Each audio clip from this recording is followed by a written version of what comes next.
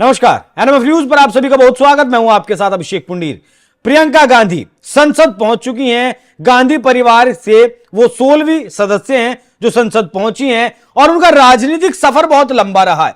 मतलब ये मान लीजिए आप 1998-99 से वो राजनीति में हैं, लेकिन एक्टिव राजनीति में 2024 को वो आई हैं। आज यानी कि 28 नवंबर के दिन उन्होंने शपथ ली। तो आज बात करेंगे कि क्या कांग्रेस पार्टी के भीतर अब एक और विकल्प नेताओं के सामने है।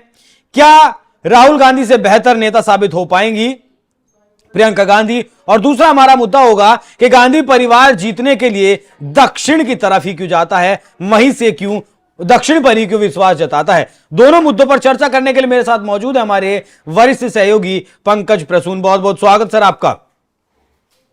देखिए, दोनों सवाल मैंने आपको बता दिए, अब आप देख लीजिए पहले कौन से सवाल का जवाब देना है। नहीं, पहला ये कि राहुल बेहतर या प्रियंका जी, भविष्य में क्या होगा ये मुझे नहीं पता, लेकिन जो ट्रैक रिकॉर्ड बता रहा है अब तक का, उसमें प्रियंका हमेशा ज्यादा बेहतर दिखी। स्ट्राइक रेट के लिहाज से, जीत के लिहाज से। मैं एक एक उदाहरण से शुरू करता हूं। वायनाड में जब राहुल गांधी खड़ा हुए तो वो कितने वोटों से जीते? 3,64,000। हाँ, प्रियंका गांधी कितने से जीती? 4,10,000। 4,10,000 से शायद। हाँ, बस एक आजू बाजू चुनाव हुआ है, लेकिन फिर भी ये ज्यादा जीती। कितना प्रतिशत वोट मिला राहुल को? 59.69%। और प्रियंका को कितना मिला? 64। मतलब 5% के आसपास सीधे इजाफा जी। इसके अलावा आप देखिए कि प्रियंका गांधी हिमाचल प्रदेश की प्रभारी बनी, हिमाचल प्रदेश में कांग्रेस की सरकार बनी। पंजाब में चन्नी को किसने लाया? प्रियंका गांधी ने। जब अशोक गहलोत और सचिन पायलट के झगड़े होते हैं तो सुलझाती कौन है? प्रियंका गांधी। जो उत्तर प्रदेश का जब प्रभारी बनती है तो अजय राय, प्रमोद कृष्णन जैसे नेताओं को ग्रूम करके कौन लाते हैं? प्रियंका गांधी। आप देखते जाइए। उसके बाद जब मां की सीट संकट में है तो कौन वहां प्रचार करने जाती है? प्रियंका गांधी। जब भैया हार जाते हैं, मैया की सीट बचानी होती है तो मैया की सीट पे भैया को ट्रांसफर किया जाता है, यानी रायबरेली। अमेठी सीट पे कौन लड़ेगा? सारा कुछ कौन रणनीति बनाएगा? कौन बनाता है? प्रियंका गांधी। प्रियंका गांधी भागती नहीं है, कम से कम वो तो एक्टिव पॉलिटिक्स में क्यों नहीं लेकर आए उन्हें अब तक? अब यही सवाल महत्वपूर्ण है। जो मैच्योर पॉलिटिशियन होते हैं ना, वो कभी अपनी इच्छा जाहिर नहीं करते। जनता कहती है कि आप लड़िए लड़िए। सबसे पहले राजनीति में कौन आया था पता है? प्रियंका गांधी। राहुल गांधी 2004 में आए और प्रियंका गांधी 1999 में आई। मतलब राहुल गांधी से 5 साल पहले हाँ, मां के कंस्टिट्यूएंसी में प्रियंका गांधी जाने लगी। और उस वक्त एक पत्रकार ने इन्हें पूछा था, 1999 में ही पूछा जी था कि आप एक्टिव राजनीति में कब आएंगी? हाँ। और उस वक्त यह सवाल यही था कि क्या मां की सीट से आप लड़ेंगी जी? तो उन्होंने जवाब दिया था, इसके लिए आपको लंबा इंतजार करना पड़ेगा। बहुत लंबा इंतजार। लेकिन सर 25 साल, क्या ये इंतजार 25 साल का था? नहीं, उस वक्त तो प्रियंका गांधी को भी नहीं पता हुआ कि ये इंतजार इतना लंबा चलेगा। हाँ। तो क्या हुआ कि इंतजार लंबा करना पड़ेगा। इसका मतलब प्रियंका गांधी को लगता था कि नेचुरल वो इंदिरा गांधी की तरह दिखती है, सोनिया गांधी रिटायर होंगी तो मैं आ जाऊंगी। लेकिन बीच में भाई का फेज आ गया। अब भाई आ गया तो देखिए, हमारे यहां स्वाभाविक तौर पे मां हो या बाप हो अपनी विरासत बेटे को सौंपना चाहता है। बिल्कुल। तो 15-20 साल तक राहुल गांधी को खूब ग्रूम किया गया, खूब सामू लगा लगा के दौड़ाया गया कि एक न एक दिन ये घोड़ा जरूर जीतेगा। अब ये 2 दशक बीत गए, वो घोड़ा जीत ही नहीं रहा था। 2-2, 3-3 लोकसभा चुनाव में कांग्रेस की भद पिट रही है, 100 से कम सीट आ रहा है। 3-3 लोकसभा चुनाव, 3 लोकसभा चुनाव में लगातार कांग्रेस 100 के आंकड़े भी नहीं पहुंच सकी। और हैरानी तो तब हो गई जब तीसरी बार 100 के आंकड़े से कम रहने के बाद जीत का जश्न मनाया गया। हाँ, उसी वक्त कांग्रेसियों की समझ में आ रहा था कि ये दांव नहीं चलेगा। जो आदमी तीसरा लोकसभा चुनाव लड़ रहा है और उसमें भी 100 से कम सीटें हैं, कांग्रेस पार्टी का है, और वो जश्न मना रहा है, इसका मैं एकदम ढकलोल है। मतलब फायर ही नहीं अंदर। वही घिसा पिटा फॉर्मूला, यही। अब मुझे ऐसा लगता है कि कांग्रेसी और सोनिया गांधी थक गए। लॉन्च रीलॉन्च करते करते, मुझे याद है कलावती की झोपड़ी हुआ करती थी महाराष्ट्र में, कलावती बड़ी हो गई, उसके बच्चे बड़े हो गए, लेकिन नेता बड़ा नहीं हुआ। फिर भट्टा परसौल आया, फिर वही किसान आंदोलन, ये देश के किसानों को ये आंदोलित कर दूंगा, वो है भट्टा परसौल गया। उसके बाद बीच में कूली उली से मिलते थे, कहीं कूली खाट सभा वगैरह कराया, खटिया लेके भाग गए लोग, सभा हो गई फ्लॉप। उसके बाद फिर आया कि कभी ट्रक ड्राइवर से मिल रहे हैं, कभी बाइक बना रहे हैं, गए केरला में पता चला कि मछुआरे से मिल रहे हैं और प्याज वाज भूंजते हुए दिखे, बस केरला में वो चुनाव हार गए। तो ये आदमी पावर सेंटर बनेंगी अब प्रियंका गांधी। देखिए, प्रियंका गांधी पावर सेंटर बनेंगी। अच्छा पंकज जी सुनिए, एक मिनट, मुझे याद आता है यही लोकसभा चुनाव 2024 का लोकसभा चुनाव, जब रॉबर्ट वाड्रा इनके पति ने खुद मीडिया के सामने आकर कहा था कि प्रियंका गांधी को और मुझे टिकट दिया जाना चाहिए कांग्रेस पार्टी के मतलब कांग्रेस पार्टी को टिकट देना चाहिए, एक को अमेठी से एक को रायबरेली से। तो क्या अब जब ये मौका मिला है तो क्या अब रॉबर्ट परिवार इस मौके को भुनाएगा? क्यों न भुनाए, मैं बताता हूं। देखिए हकीकत क्या है कि प्रियंका गांधी पिछले 20-22 साल से 24 साल से इंतजार कर रही है। उन्हें कांग्रेस के अंदर भी वो जिम्मेदारी दी गई जो कि टफ हो, और जो आसान चारा था वो राहुल गांधी के हिस्से सौंप दिया। जैसे देखिए मैं उदाहरण बताता हूं, जब लगा कि कमलनाथ मध्य प्रदेश में सरकार बना लेंगे तो वो राहुल गांधी को सौंपा गया, लेकिन उत्तर प्रदेश जहां मुश्किल है वहां प्रियंका गांधी को सौंपा गया। ऐसा लगा कि केरला में हमेशा देखिए एक बार एलडीएफ एक बार यूडीएफ, इस तरह का शासन आता है। तो एलडीएफ का शासन था, वहां यूडीएफ का नंबर था कांग्रेस का, राहुल गांधी को बना दिया गया वहां कि आप जाके संभालो केरला, नेचुरली आ जाएगा कांग्रेस, बोल देंगे कि आप सफल हो। और इन्हें क्या मिला गया तब? हिमाचल प्रदेश, कि जहां आने के चांसेस कम थे। अब यह अलग बात है कि लगातार 2 बार एलडीएफ की सरकार गई लेफ्ट फ्रंट की, तो ये क्या करे, इतना फ्लॉप है।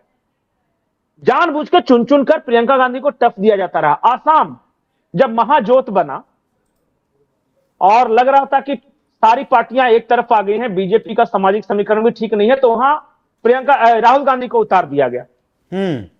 और जो टफ लगा, जो इधर जो पूर्वांचल का इलाका बोलते हैं, वहां प्रियंका गांधी को भी। इसके बावजूद प्रियंका गांधी का स्ट्राइक रेट मोर और लेस सिमिलर है। सोचिए, एक कांग्रेस के लिए बंजर भूमि पे मेहनत कर रहा है, एक कांग्रेस के लिए जो उपजाऊ भूमि है वहां मेहनत कर रहा है, फिर भी दोनों का ये है। तो इसलिए मैंने बोला कि अगर बार बार आप वो पीछे इंतजार करती रही अपना नंबर का, उन्हें पूरा यकीन था, बचपन से जानती थी कि मेरा नंबर आएगा, ये घोड़ा दौड़ने वाला नहीं है, नहीं चलने वाला, तो वो इंतजार करती रही। चलिए नंबर दक्षिण प्रेम की अगर बात करें जी, दक्षिण प्रेम में देखिए बार बार जब भी उत्तर भारत ने गांधी परिवार को निराश किया है तो दक्षिण भारत ने उन्हें बचाया है जी।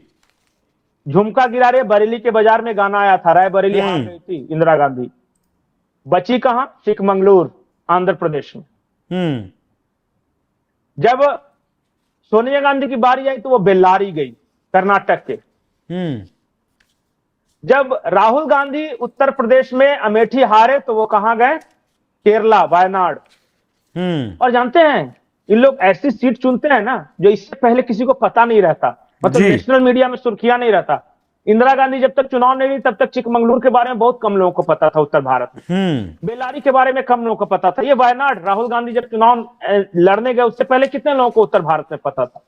बहुत कम लोगों को। इसीलिए क्योंकि वो ऐसी जगहों से चुनाव लड़ते हैं जो ऑलरेडी कांग्रेस का पारंपरिक गढ़ है, और ये जाके बड़े नेता का तड़का लग जाता है उसमें तो निकाल लेते हैं। उत्तर भारत में नहीं, उत्तर भारत में लहर ऐसी चलती थी इमरजेंसी के दौरान, 1970 वाली लहर हमने देखी। अरे राजनारायण ने इंदिरा गांधी को हरा दिया था। उत्तर प्रदेश में सफाया होना शुरू हुआ तो राहुल गांधी हार गए।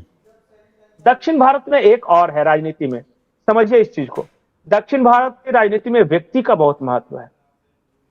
व्यक्तिवाद, व्यक्ति केंद्रित राजनीति है सिद्धांत से ज्यादा। अब देखिए ना, वहां परिवार चलता है। जयललिता आपको बहुत लोग पूजते मिलेंगे, उन्हें पूजा करेंगे। उत्तर भारत में पूजा वूजा करने वाली संस्कृति नहीं है। आप देखें कोई फिल्म स्टार आया और बहुत बड़ा सुपर डुपर हिट राजनीतिक बन गया, इतनी भीड़ जुड़ गई। हमारे यहाँ का फिल्म स्टार आता है बेचारा दूसरे नेता के प्रचार में जाता है, भोजपुरी वाले तो वही करते हैं ना, लेकिन वहां ऐसा नहीं है। तो वहां व्यक्ति की पूजा बहुत ज्यादा है और पूरा गांधी परिवार पूरा सेंट्रिक क्या है, व्यक्ति सेंट्रिक। यहां व्यक्ति का ही तो महत्व है। तो जब इतना बड़ा व्यक्ति जाता है तो वहां उसको सेफ लगता है। इंदिरा अम्मा, सोनिया अम्मा, हमारे यहां अम्मा उम्मा को बोलता नहीं है, बस ठीक है नेता है, बढ़िया करेगा, जीतेगा, कास्ट समीकरण खराब हुआ हार जाएगा। वहां ऐसा नहीं है। वहां बस राजनीतिक कौशल किसका बेहतर रहेगा, कंक्लूड करिएगा। मुझे लगता है कि Rahul Gandhi tried and tested, हर कुछ करके देख लिया। Rahul Gandhi tried and tested हाँ, रेस के घोड़े हैं, मतलब सब कुछ उनको ट्राई कर चुका है। 20 साल में कौन सा एक्सपेरिमेंट बाकी रह गया? प्रशांत किशोर से लेके भारत जोड़ो यात्रा से सब कुछ ट्राई कर लिया। प्रियंका गांधी अभी उतना एक्सपोज नहीं हुई है, इसलिए कांग्रेस जोखिम ले सकती है इनके नाम पे। और हो सकता है कि अगर सफल हो गई तो उस वक्त तो यही कहा जाएगा ना कि प्रियंका गांधी सफल है, राहुल असफल। और यही सबसे बड़ा डर भी है कि अगर प्रियंका गांधी सफल हो गई तो राहुल गांधी तो सर्टिफाइड अनसक्सेसफुल पॉलिटिशियन। बिल्कुल, तो यही है। देखिए, बहुत बहुत धन्यवाद पंकज जी इस खबर को विस्तार देने के लिए। तो विकल्प कांग्रेस पार्टी के सामने अब एक और आकर खड़ा होगा, जो कांग्रेस पार्टी अब तक विकल्प विहीन नजर आती थी। सोनिया गांधी की उम्र हो चली है, राहुल गांधी के साथ गुजर बसर करना पड़ रहा था। 99 सीटें आने के बाद ऐसा करना पड़ रहा था, मानो दिखाना पड़ रहा था कि हम जीत गए। हाँ, हमने बहुत बड़ी जीत हासिल कर ली। अब देखना दिलचस्प होगा कि प्रियंका गांधी कैसे परिवार को लेकर आगे चलती हैं, पार्टी को लेकर आगे चलती हैं, और क्या पार्टी की कमान या फिर पार्टी के अहम फैसलों में प्रियंका गांधी को शामिल अब किया जाएगा, और क्या प्रियंका गांधी की राय भी मानी जाएगी, और क्या राहुल गांधी के जो का अगर कहूं तो राहुल गांधी युग के अंत की शुरुआत हो चुकी है। पंकज जी, बस एक लाइन आपसे चाहूंगा मैं इस पर कि क्या राहुल गांधी के अंत का जो युग है उसकी शुरुआत हो चुकी है? देखिए, मैं किसी व्यक्ति विशेष के बारे में नहीं बोलूंगा। भारत में बड़ा से बड़ा राजनीतिज्ञ, एक सेकेंड जी आवाज नहीं आ रही पंकज जी आपकी। गांधी से लेकर जी नहीं, मैं ये कह रहा हूं कि भारत में बड़ा से बड़ा राजनीतिज्ञ हो कोई भी, महात्मा गांधी से लेकर जवाहरलाल नेहरू, सरदार वल्लभ भाई पटेल से लेकर इंदिरा गांधी, और उसके बाद अटल जी से लेकर नरेंद्र मोदी तक जो भी बड़े हुए हैं, सबका पॉलिटिकल ड्यूरेशन कितना रहा है? 15 से 20 तक। इसी में ये पीक पे चढ़ते वहीं पे उतरते। नरेंद्र मोदी गुजरात के मुख्यमंत्री भले ही थे, लेकिन यहां क्या हुआ? 15 साल अभी हो गया है, ज्यादा ज्यादा मैक्सिमम 5 साल और चलेंगे।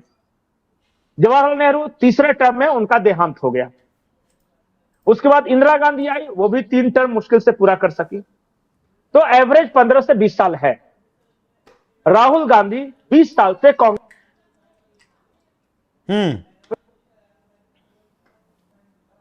तो इसी से आप समझ जाइए कि अब 20 साल उनके पूरे हो गए। अब इससे आगे मैं कुछ नहीं कहूंगा। दर्शक समझदार हैं, जो कुछ बताया, जो आंकड़े आपके सामने रखे, जो फैक्ट्स आपने आपके सामने रखे, उन्हें सोचकर जवाब दीजिएगा कि इस पूरी खबर पर क्या कुछ आपकी राय। पंकज जी, बहुत बहुत धन्यवाद इस चर्चा में हमारे साथ जुड़ने के लिए। नमस्कार।